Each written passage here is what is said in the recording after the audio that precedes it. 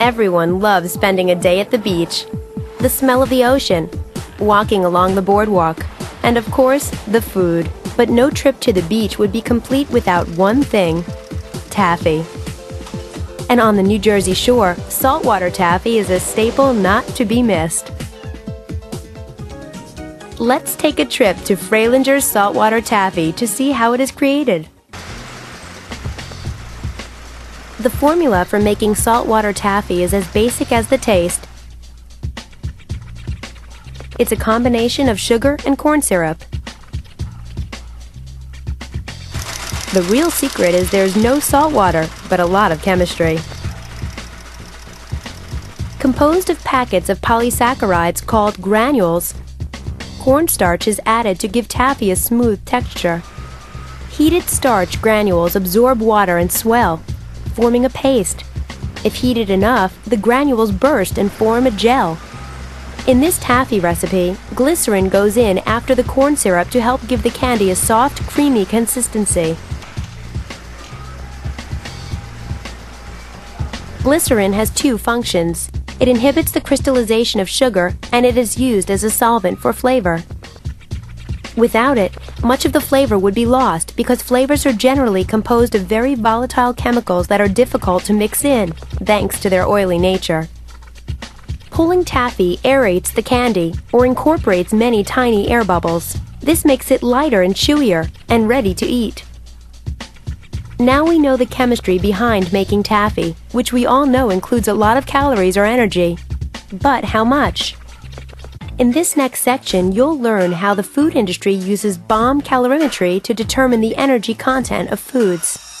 Proteins and carbohydrates.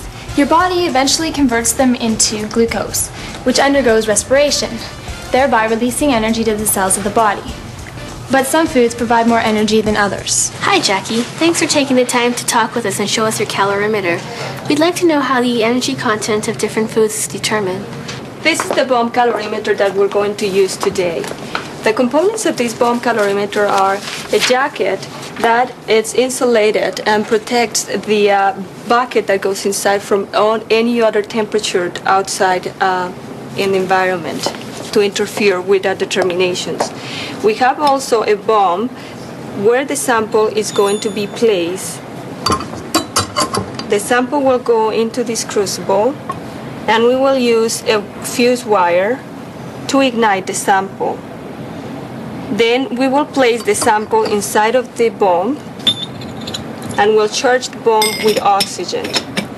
The bomb goes inside of a bucket that contains an exact amount of water. The energy release from the bomb can be measured, and we need, in order to measure that, a thermometer and a sensor that will help us to determine that changes in temperature. The bomb calorimeter can be used manually, or it can be used with a controller. In this case, we have a controller which can determine the calories of the product. The controller can give us this energy in calories per gram or in megajoules per kilogram. Let's see. The mass of the pellet was 0.9541 grams. The heat capacity of the entire calorimeter was of 10,086.58. And the temperature change in the calorimeter was 1.7438 degrees centigrade. The heat capacity is given joules per degree Celsius. And that should be all the information you need for these calculations.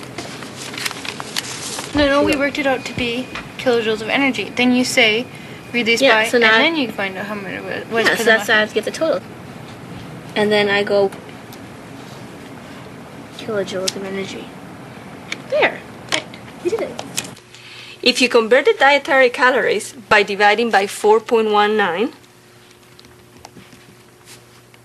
that's about 900.5 calories per muffin. Now that you've seen a bomb calorimeter in action, it's time for you to build your own. Then you can determine the energy content of food. Food like those peanuts. Yeah, but how do we determine the energy content of the peanut? Well, you'll have to discuss the design and then set up an experiment. I'll let you get to it. See you later. Okay. Okay, so let me get this straight. First we'll measure and record the mass of the can. Right. Then we'll construct our apparatus. We'll insulate it. Yeah. Then we can take the initial mass of our apparatus and fill it with water, and take the final mass of the apparatus to find out the mass of water. Right. Then we get the initial temperature of the water and the initial mass of the peanut. Right. Then we can ignite the peanut, and we can place the apparatus close to it and until it finishes burning. And then we take the final temperature of the water and the final mass of the peanut. Right. And then all that's left to do is calculate. All right.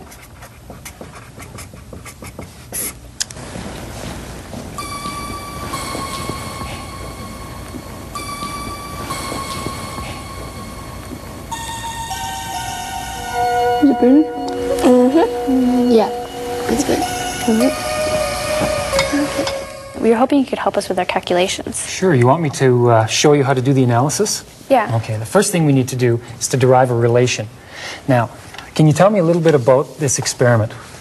Well, we burnt a peanut, and we presumed that the energy released by the peanut would be absorbed by the water in the calorimeter. Okay, so it's a standard calorimetry experiment. All right. So the peanut burned, so it released energy. So the energy released by the peanut is really what we're after here. And you say that it was absorbed by the calorimeter. Okay, now, the principles of thermodynamics tell us that not only is it absorbed by the calorimeter, it's equal to the amount of energy that's absorbed. So the amount of energy released will be equal to the amount of energy absorbed, and that will be of the calorimeter.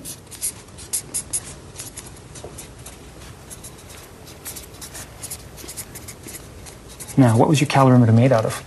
Water and an aluminum can. Okay, so there was two parts to it. Now, we need to take that into account in a minute, and you'll see how.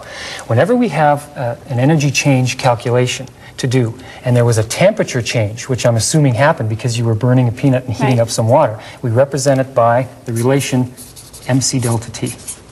And we'll break that down into two parts, one part for the aluminum can and one part for the water. So we'll take into account the water, and we'll use mc delta T for the aluminum can.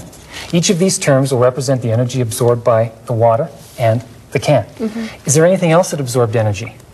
Well, the air around the peanut and the rest of the apparatus, like the paper clip and the watch glass. Okay, did we measure the mass of the paper clip or the watch glass or the air? No. So those things have escaped us, and so they're going to end up as errors in our calculation. So we'll keep that in mind. Okay, we're ready to substitute from the data table. And so why don't you call me the numbers as I call for them. The mass of water... It's 49.48 grams. 0.48 grams. And notice I'm going to include all my units. It's very important to include the units. The second term in here is C, that specific heat capacity of water is? 4.19 joules per gram degree Celsius. Good. And the delta T, which really means the change in temperature of the water, you measured as? 59.5 degrees Celsius. Good. Now we'll add to that the can. We'll do the same thing for the can. The mass of the aluminum can was? 7.85 grams. 7.85 grams. And the specific heat capacity of the can? 0.900 joules per gram degree Celsius. Good. Now, what about the delta T of the aluminum can? Because when you were measuring the temperature, I'm assuming you measured the temperature of the water inside the can. What can we put for the delta T of the can? Any ideas? Well, we were assuming that the change in temperature for the aluminum can would be the same as the change in temperature for the water, because the energy from the peanut is going to both of them, so eventually an equilibrium would be found between the two. Okay, they both started at the same temperature, and they ended up at the same temperature. Good. So that's a good assumption. 59.5 degrees Celsius. Okay, we're ready for a calculation. Sherry, and while you're doing that, I'll divide the units out.